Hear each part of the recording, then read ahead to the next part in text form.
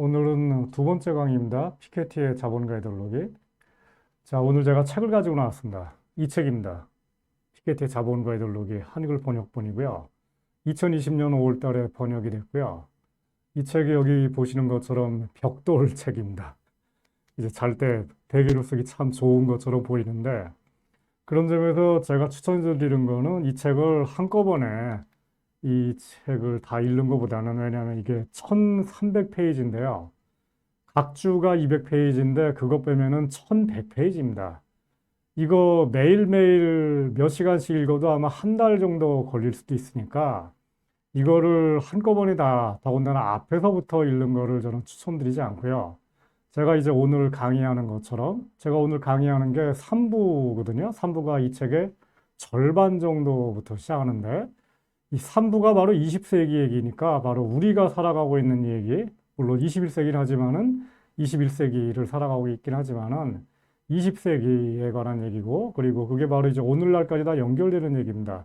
그래서 이 책에서 가장 하이라이트는 제 생각에는 제 3부가 가장 중요할 것 같고요. 그리고 특히 우리나라와 연관되는 것도 제 3부일 것 같고요. 4부는 주로 유럽의 프랑스 사람들의 고민을 주로 많이 얘기하고 있고요.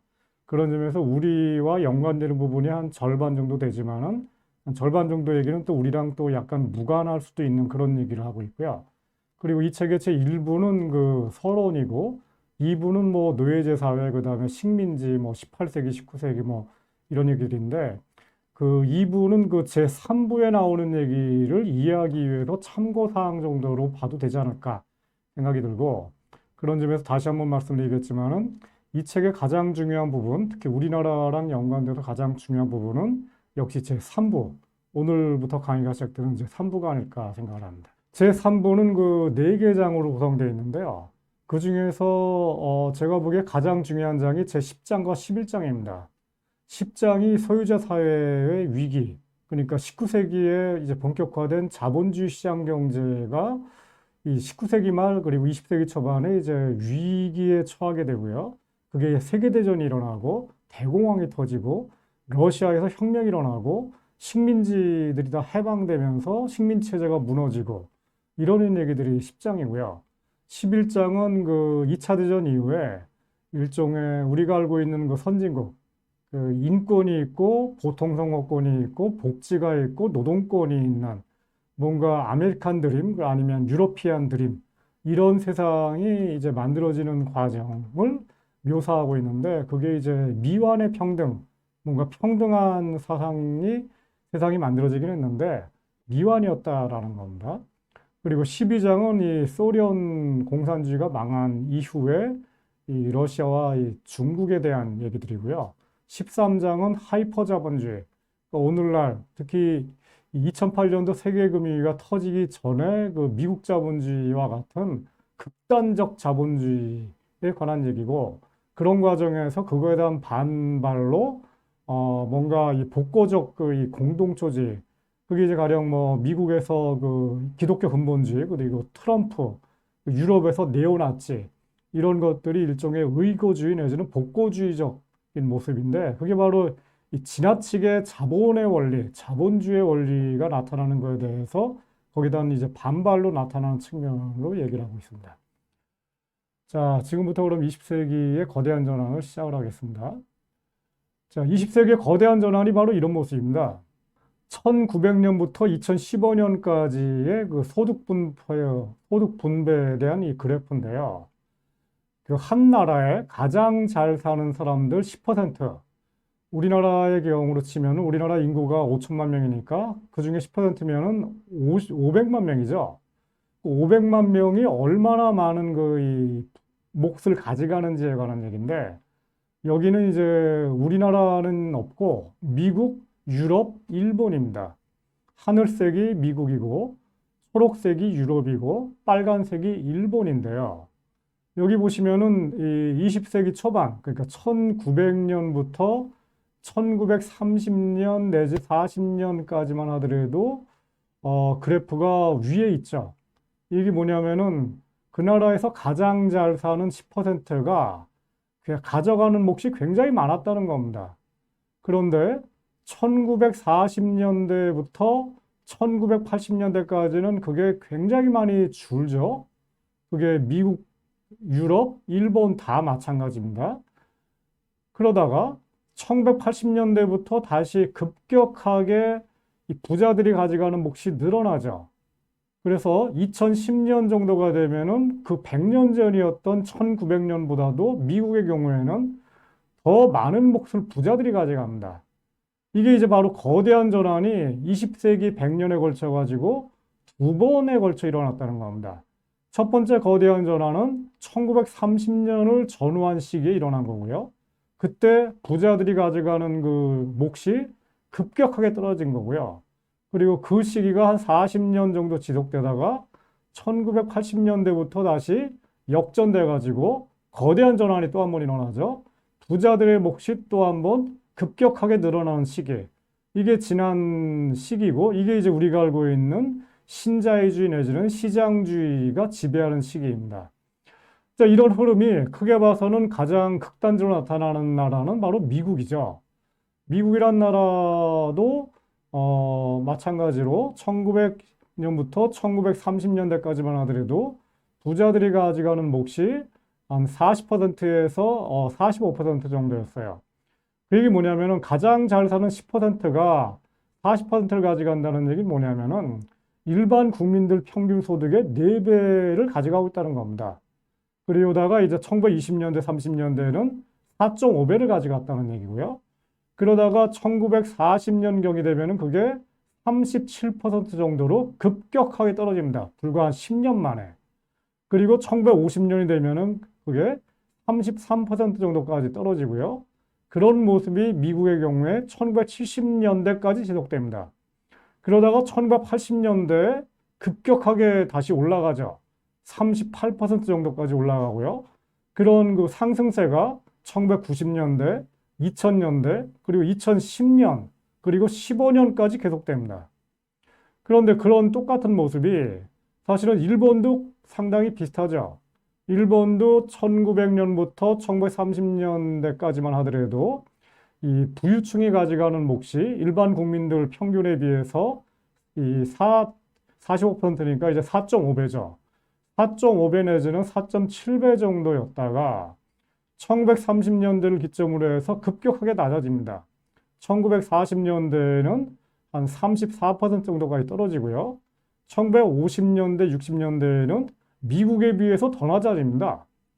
미국이 이 당시에 33% 정도였다면 일본은 30% 정도까지 떨어지니까 이 가장 잘 사는 10%가 일반 국민들보다 한 3배 정도 더 가져가는 것밖에 안 됐다는 겁니다. 그만큼 일본이 미국보다 더 평등한 세상이었습니다. 이게 바로 여러분들 아시는 것처럼 이 당시에 일본의 집권당이 자민당이었습니다. 자민당이 그 보수 정당인데 보수 정당임에도 불구하고 일본을 이렇게 평등한 나라로 만들었습니다. 자, 그런데 그런 추세가 일본의 경우에 1970년대에 약간 좀 역전되고 80년대에도 약간 올라가더니 1990년대에 들어가서 빨간 그래프입니다. 급격하게 올라갑니다. 그리고 2000년대에도 약간 이제 꾸준히 약간씩 약화되기 시작하고요. 이게 바로 이제 일본이 다시 뭐 미국보다는 훨씬 더 강도가 약하지만은 일본이 다시 사회 양극화가 심해지고 뭔가 사회가 침체되는 그런 모습을 보여주는 모습입니다. 자, 우리 유럽을 보세요. 유럽이 초록색입니다. 유럽도 1900년부터 1920년대까지만 하더라도 이 45% 정도니까 이 부유층이, 그러니까 가장 부유한 10%가 일반 국민들보다 한 4배에서 4.5배 정도를 가져가다가 이게 이제 30년대죠. 똑같이 30년대 대공황이 터지는 때부터 급격하게 줄어가지고 일본이랑 비슷하게 아니면 미국과 비슷하게 40년대, 50년대, 60년대, 70년대에 걸쳐가지고 굉장히 많이 낮아집니다. 주목되는 것은 1970년대, 80년대에도 유럽은 이 부자들이 가져가는 몫이 계속해서 낮아집니다. 이 초록색 그래프를 보시면은 미국의 경우에는 1980년대부터 다시 부자들이 가져가는 몫이 늘어나고 있죠. 이 우상향하고 있는데 유럽의 경우에는 1980년대까지만 하더라도 낮아지다가 1990년대에 가서야 비로소 높아지는 모습을 보여줍니다. 2000년대에도 약간 높아지고 있고요. 하지만 미국에 비해서는 굉장히 그 강도가 약하죠. 일본에 비해서도 더 낮은 수준이고요. 그만큼 유럽은 이 미국과 유럽에 비해서는 미국과 일본에 비해서는 여전히 평등한 기조를 지키고 있고, 이런 것이 바로 이제 저도 마찬가지고 제가 1990년대 독일에서 한 10년을 살았거든요. 그리고 2000년대 초반에는 그 스웨덴에 한 3번을 갔다 왔는데, 그때 이제 제가 느꼈던 그 유럽의 모습이 바로 이런 모습입니다. 한국에 비해서 그리고 미국에 비해서 훨씬 더 평등한 세상, 그러면서도 경제가 이 상당 부분 잘 움직이고 있는 그런 모습이었습니다. 이런 모습을 보면서 사실은 그 미국의 제레미 레피킨이 지금부터 한 10년 전에 유러피안 드림이라는 책을 냈고, 또 그 책을 읽으신 그 고 노무현 대통령께서 우리도 유러피안 드림을 꿈꾸자, 이런 얘기를 하셨던 거죠. 자, 이것과 연관되는 것이 바로 개인소득세 최고세율입니다. 왜냐하면은 방금 전에 본 것처럼 그 부유층이 가져가는 소득 몫이 그 1900년부터 1930년대까지만 해도 굉장히 많았다가 1930년대를 기점으로 해서 1940년대, 50년대, 60년대, 70년대 그 40년간 부유층들이 가져가는 몫이 굉장히 적어졌는데, 거기에서 가장 큰 역할을 한 것이 바로 소득세입니다. 피케티가 자본과 이데올로기라는 책에서 가장 강조하는 부분도 바로 이 세금의 역할, 특히 개인소득세의 역할이고, 개인소득세는 이 누진적입니다. 이제 무슨 얘기냐면은 적게 버는 사람들은 거의 세금을 안 내고요. 그러니까 우리나라 같은 경우에 1년에 뭐 연소득이 한 2천만 원, 3천만 원 되는 분들은 개인소득세를 거의 내지 않고 있습니다. 설령 뭐 월급에서 원천징수가 됐다 하더라도 연말정산할 때 거의 다 돌려받거나 아니면은 오히려 더 이제 돌려받는 부분이 더 많다고도 합니다.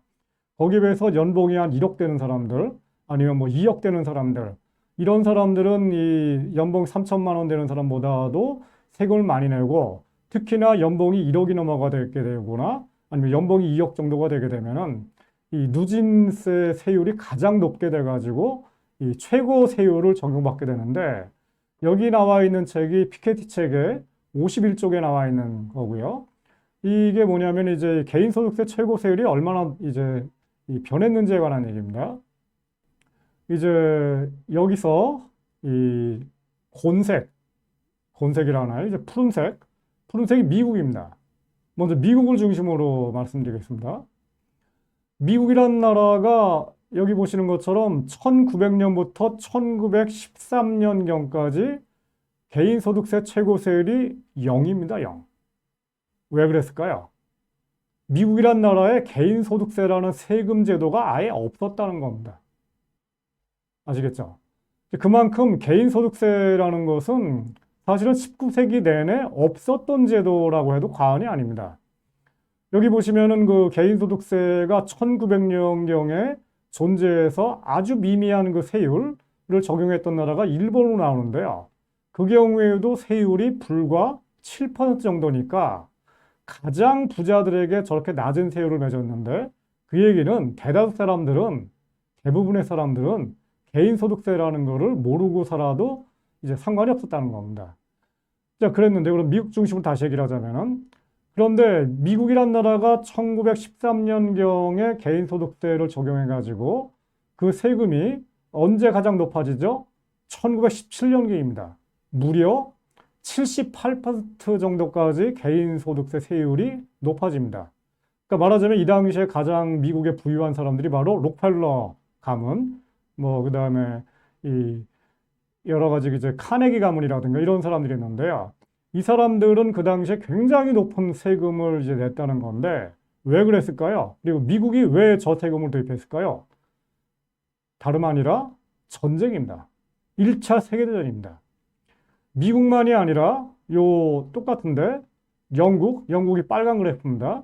영국, 그리고 독일이 초록색이고요. 그 다음에 프랑스, 약간 오렌지색. 이 나라들인데, 미국만 아니라 영국, 독일, 프랑스, 일본이 모두가 다 1913년에서 15년 기점으로 해가지고 개인소득세 최고세율이 엄청나게 높아지죠. 대부분의 나라들이 50%가 넘어가고요.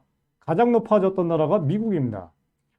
이 이유는 뭐냐면은 1차 세계대전이라고 하는 엄청난 전쟁, 인류 최초의 그 총력전이라고 하죠. 총력전이라는 얘기는 그만큼 한 나라가 이 나라의 그 모든 국력을 다 기울여서 이 전쟁에서 이겨야 되는 건데, 그러기 위해서는 이 부자들이 세금을 많이 내야 된다. 부자들이 세금 내지 않으면 누가 내겠냐? 라는 이런 모토를 가지고서 부자들에게 엄청난 세금을 매긴 겁니다. 그러니까 미국의 경우에 1917년경에 세금이 가장 높아졌던 이유가, 여러분들 아시는 것처럼 미국이란 나라가 1차 세계대전에 나중에 참전하고 특히 1917년경에 이제 이 유럽 전선에 참여를 하거든요. 그러면서 이제 이 미국이란 나라가 엄청난 그 전쟁 비용을 충당하기 위해서 이 록펠러라든가 카네기 같은 가문들에게 엄청난 세금을 매긴 겁니다. 그리고 마찬가지로 영국도 마찬가지였고 프랑스도 마찬가지였고 다 마찬가지였는데, 중요한 게 이제 그 다음입니다. 1920년대. 자, 1918년, 19년에 1차 세계대전이 끝났습니다. 자, 끝났으면 전쟁으로 인한 재정 지출이 줄어드니까 세금을 없애거나 줄여야 되죠. 그래서 실제로 미국이란 나라를 보게 되면은 1920년대 중반에 이 최고 세율이 20% 중반 내지는 한 24%까지 떨어집니다. 급격하게 낮아지죠. 이제 전쟁 끝났으니까 뭐라 세금 거두냐. 부자들도 세금 조금만 내라라는 거고, 이게 아주 부자들에 대한 세금인데, 그러면 뭐 약간 부자들은 거의 세금을 안 내는 정도까지 간 거죠. 자, 이 정도였는데, 여기 보십시오. 다른 나라들, 특히 이제 영국을 보세요. 영국이 빨간 그래프인데, 영국은 그 최고점이 1920년경에 60%였는데요. 그 1920년대 중반에도 그게 한 50%에서 더 이상 낮아지지가 않습니다. 왜 그랬을까요? 왜 전쟁이 끝났는데도 영국이 세금을 줄이지 못했을까요? 왜냐하면은 그 옆에 유럽에 있는 러시아에서 이 사회주의 공산주의 혁명이 터졌습니다. 그리고 그런 사회주의 공산주의 분위기가 유럽 전체 퍼져나갑니다. 이 영국에서도 사회주의 운동, 노동자 운동 이런 것들이 퍼져나가고, 더군다나 전쟁터에서 돌아온 그 영국 군인들, 이 사람들이 총을 들고 있었거든요. 이 사람들이 이제 집에 들어와 보니까 뭐 가족은 완전 풍지박산돼 있고 집은 없어졌고 집세를 낼 돈도 없고, 이러면서 1920년대 초반 중반에 영국에서 굉장히 많은 그 이 데모, 뭐 이 일종의 폭동 이런 것들이 일어납니다. 그러니까 이런 것들을 보면서 그 당시 영국의 이 집권당이었던 이 보수당이 어쩔 수 없이 이 그동안 전쟁 때문에 거뒀던 그 세금 제도를 없애지 못하고 다시 복지를 일정 정도 하기 위해서 이 세금을 쓰기 시작하면서 이 부유층 최고 세율을 줄이질 못하는 겁니다. 그런 모습이 이제 이 초록색을 보십시오. 독일인데요. 독일의 경우에는 유별나게 전쟁 기간 중에도 이 세금을 많이 안 걷다가요. 세금을 많이 안 걷었던 얘기 뭐냐면은 이 부채를 발행해서 채권을 발행해 가지고 독일은 전쟁을 치렀다는 건데요. 1920년대에 오히려 독일이 이 세금을 전혀 줄이질 못하죠. 뭐 그것도 마찬가지죠. 이 당시에 이제 독일이 이 옆에 있던 그 러시아 혁명의 영향도 있고 그래가지고 독일에서 바이마르 공화국이 만들어집니다. 이 바이마르 공화국이 만들어져 가지고 일정 정도 복지를 해나갑니다. 그리고 또한 동시에 베르사유 조약 때문에 독일이 이 승전국이었던 프랑스랑 영국에 엄청난 배상금을 물어줘야 됐거든요. 그러기 위해서도 세금을 많이 걷어야 되기 때문에 독일이 이제 세금을 계속 걷은 겁니다. 자, 그런 모습인데 여기 보십시오. 1930년대 대공황이 터졌습니다. 그 다음에 미국이 1930년대 초반부터 다시 급격하게 부유층 최고 세율을 올리죠. 그래서 다시 한번 최고 세율이 형성된 게 언제냐면은 1940년에서 45년 기간 2차 세계대전 때입니다. 이때 미국의 최고 세율이, 부유층 최고 세율이 무려 92%까지 갑니다. 그게 이제 1950년경에 약간 내려갔다가 1951년, 52년경에 다시 90%를 넘어가는데 이때 왜 이랬냐면은 우리나라, 한국에서 전쟁이 터졌거든요. 자, 이 세율이 언제까지 갑니까? 1960년대 초반까지 갑니다. 그랬다가 이제 다시 1980년대 정도에 좀 내려갔다가 결정적으로 내려가는 게 언제냐면은 1980년대 초반에 이제 크게 내려갑니다. 자, 이게 이제 이런 모습이 크게 보면은 영국도 마찬가지인데요. 사실 그 선진국의 역사에서 가장 높은 세율을 가장 오랫동안 유지했던 나라가 여기 그래프 보시면은 나오지만은 빨간 그래프죠? 영국입니다, 바로. 영국은 1940년대 초반에 부유층 최고 세율이 무려 95%까지 갑니다. 엄청난 거죠. 가령 뭐 우리 이 부유층 최고 세율이 이런 겁니다. 10억을 번다. 10억을 넘어서 한 1년에 한 100억을 벌었다. 그리고 10억을 넘는 구간부터는 최고 세율이 적용돼 가지고 10억, 100억을 벌었으면 한 10억을 넘은 게 한 90억이죠. 그 90억에 대해서는 95%를 정부가 세금으로 가져간다는 겁니다. 엄청난 거죠.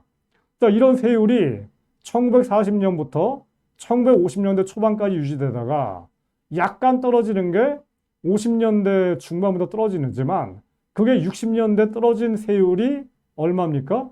그래봐야 90% 정도입니다. 90% 정도로 언제까지 가죠? 1970년대까지 가요. 그러다가 1970년대 중반부터 말까지는 다시 95%까지 다시 올라갑니다. 그랬다가 1970년대 말에 한번 뚝 떨어지죠.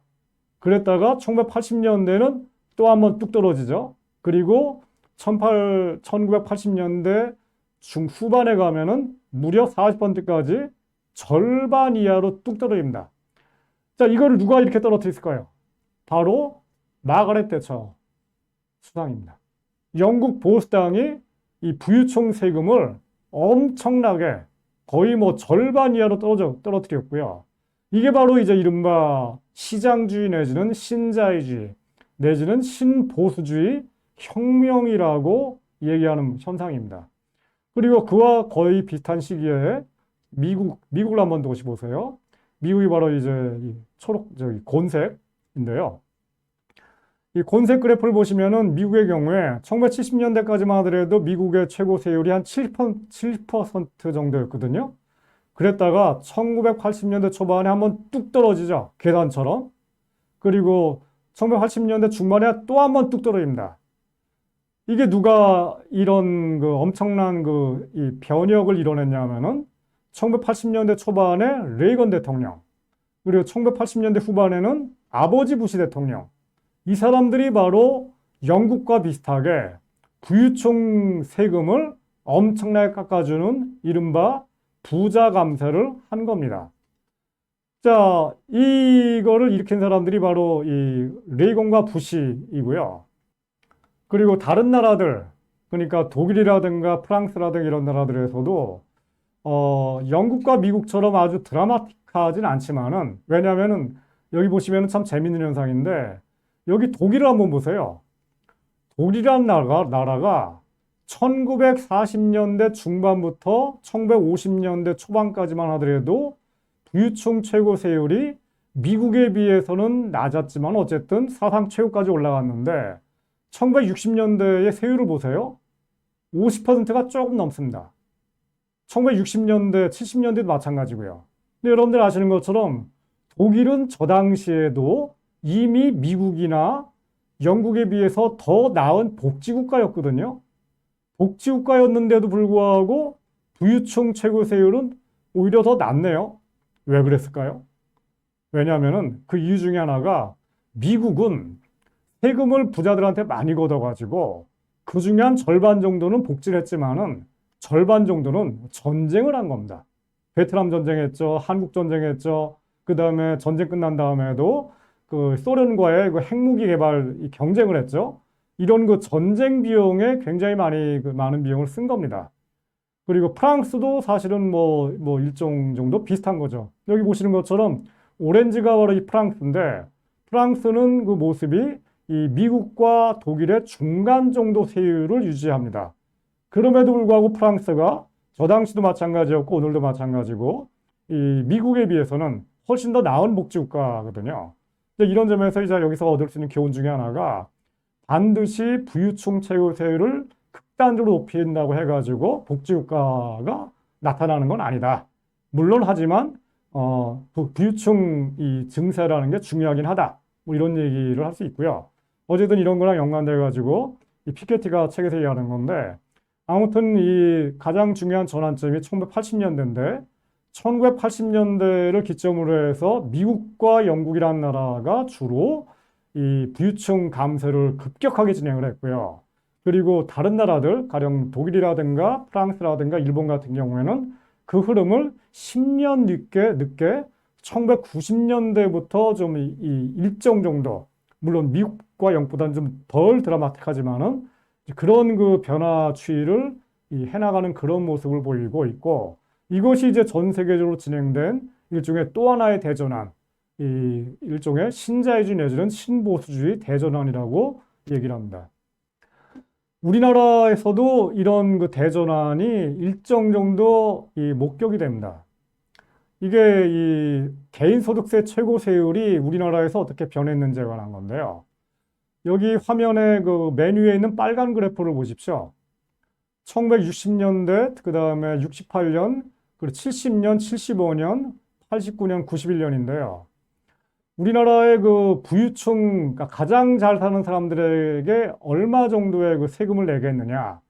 가장 높았던 시점에 이게 1975년이고, 이때 부유층 최고세율이 무려 70%였습니다. 상당히 높았죠. 이 당시에 대통령이 누구였죠? 박정희였습니다.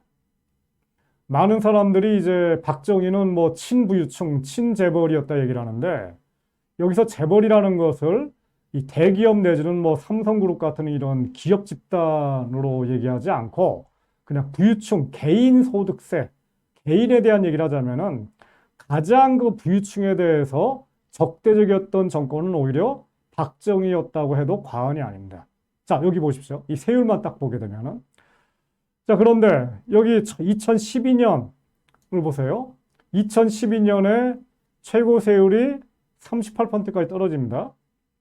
이때 대통령이 누구였죠? 이명박 대통령입니다. 자, 그러면은 이명박 대통령은 그야말로 이 개인 소득세 관점에서 가장 부유층에 이 친근한, 절친한 그런 대통령이라 할 수가 있겠죠. 자, 그럼 또 한번 보십시오. 1989년 이때 우리나라 부유층 최고세율이 한번 뚝 떨어집니다. 이때 대통령이 누구였죠? 노태우 대통령입니다. 그리고 1991년에 50%였는데 1994년도에는 5%가 깎여서 45%로 떨어집니다. 이때 대통령이 누구였죠? 김영삼 대통령이었습니다. 김영삼 대통령이 집권해서 경제민주화를 일정 정도 얘기를 했고 시장주도형 경제를 통해서 국가주도 경제 내지는 군부주도 경제를 해체하자 얘기를 했는데 그와 동시에 김영삼 대통령이 얘기를 한 게 바로 세계화, 시장화, 자율화였고요. 이거를 하기 위해서는 부유층 최고세율을 깎아야 된다고 얘기를 했습니다. 그러면서 1차로 94년도에 45%로 깎았고요. 2차로 96년도에 40%로 깎았습니다. 이거를 김영삼 대통령 혼자 했겠습니까? 이 당시 청와대 수석이었던 박세일 서울대 교수, 이각범 같은 사람들, 이런 이른바 시장주의자들, 신자유주의자들, 이런 사람들이 이제 이런 걸 한 거죠. 그런 점에서 저는 이렇게 생각을 하는데, 우리나라에도 두 가지 종류의 보수가 존재하고 있다. 가령 박정희 같은 경우에는 부유층에 대해서 최고 세금을 70%까지 매기면서라도 뭔가 경제개발, 뭐 이런 것들을 하겠다는 사람들이고 일종의 국가가 나서서 하겠다는 거고 거기에 비해서 김영삼, 박세일, 이각범 그리고 이각범과 같은 생각을 갖고 있었던 이명박 이런 사람들은 이 모두가 다 일종의 새로운 보수, 신보수였고 박정희와는 다르게 이 사람들은 이제 이 국가 주도가 아니라 시장 주도 경제를 하려고 했고 시장이 주도하게 하려면은 부유층에 대해서는 세금을 많이 깎아주자. 이런 식이었다는 거죠. 이런 점에서 저는 우리나라의 역사가 여러 가지 전환이 있었는데, 물론 우리나라는 이제 이 유럽과 아니면 그 미국과는 달리 이 복지국가를 했던 그런 시기는 없었죠. 여태까지는. 뭔가 국가가 주도해가지고 복지를 늘린 것이 아니라 이 국가가 주도해서 경제성장, 재벌주도 성장을 했으니까 이런 식이었는데, 어쨌든 간에 국가 주도하는 그런 시기가 있었고, 거기에 비해서 1990년대 초반 중반부터는 시장 주도를 하면서 부유층 세금을 꾸준히 내리는 그런 시기였다고 이제 보면 되지 않을까 생각합니다. 자, 똑같은 얘기인데요. 여기 보십시오. 전두환, 노태우, 김영삼, 김대중, 노무현, 이명박 정권입니다. 빨간 그래프를 보십시오. 이게 개인소득세 최고세율입니다. 이 개인소득세와 법인세는 의미가 좀 다릅니다. 왜냐하면은 법인세를 낮춰주게 되면은 이게 반드시 부유층들에게만 가는 것이 아니라 이 법인세를 낮춰가지고 이 기업들로 하여금 투자를 좀 증진시킬 수 있는 이런 그 효과가 일정 정도가 관찰이 될 수가 있거든요. 그런 점에서 법인세를 낮추는 것은 이게 예를 들어 가지고 이 전 세계적으로 오늘날에도 마찬가지고 1960년대, 70년대 이 복지국가 전성기에 그 스웨덴도 마찬가지였는데 스웨덴의 경우에 그 법인세 세율이 상당히 낮았습니다. 과거에도 그랬고 지금도 마찬가지고. 그럼에도 불구하고 개인소득세 최고세율은 또 굉장히 높습니다. 그러니까 왜 그랬냐? 스웨덴도 역시 우리나라와 비슷하게 이 법인세 세율을 낮춰가지고 그 반대급부로 기업들로 하여금 투자를 많이 해서 일자리를 많이 만들어라. 복지국가를 하기 위해서는 일자리를 많이 만들어야 되니까. 이런 인센티브를 줬다는 거죠. 하지만 개인소득세는 굉장히 높았습니다. 왜냐하면 투자는 기업이 하는 거지 개인이 하는 게 아니니까요. 자, 여기 보십시오. 그래서 전두환 정권 시절에 초반에 이 개인소득세 최고세율이 60%가 넘었습니다. 그랬다가 전두환 정권 말기에 이거를 일정 정도 낮춥니다. 노태우 정권 시절에 또 한 번 낮추고요. 김영삼 정권 시기에 한 번 푹 또 낮춥니다. 그리고 여기 보십시오. 김대중 정권 시기에도 개인소득세 최고세율, 그러니까 한마디로 부자들 세금을 낮춰줍니다. 이게 뭘까요? 전두환이 됐건 노태우가 됐건 김영삼이 됐건 김대중 정부가 됐건 끊임없이 부자 감세를 했다는 겁니다. 한마디로 얘기해서 군부 정권이었던 전두환 노태우 정권도 마찬가지였고 민간 정권, 문민 정권이었던 김영삼 정부 그리고 민주 정권이었던 김대중 정권마저도 부자 감세를 한 겁니다. 유일하게 이 노무현 정권만 이 부자 감세를 아주 미미하게만 했습니다. 거기에 비해서 여기 보시면은 이명박 정권이 부자 감세를 안 한 걸로 나오는 건데요. 이건 사실 결과론적인 얘기고 다들 기억하시겠지만은 이명박 정부가 부자 감세를 무지막지하게 하려고 했다가 2008년도에 세계금융위기를 맞으면서 이거를 하지를 못합니다. 왜냐하면 시민사회, 시민단체들이 워낙 이 공격을 많이 받아가지고요. 거기에 비해서 법인세 세율은 상당히 이제 우리나라가 공식적인 법인세율입니다. 1980년대부터 90년대 초반까지만 하더라도 이 법인세 최고세율이 거의 한 50% 내지는 35%까지 갔다가 이거 역시 그 민주화되는 시기에 꾸준히 낮아져가지고 특히 이제 이명박 정부 때 상당히 낮아집니다.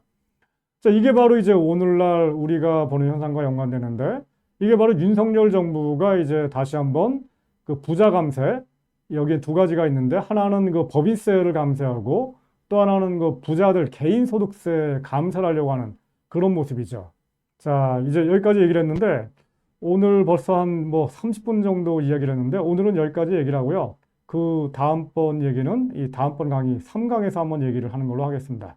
오늘 이걸로 마치겠습니다.